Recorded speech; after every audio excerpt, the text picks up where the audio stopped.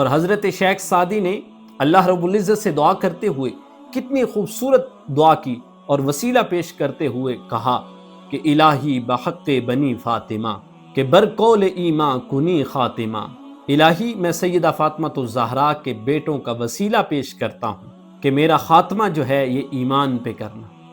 اور پھر آگے بڑی کمال کی بات کی اور بڑے ناز سے بات کہی۔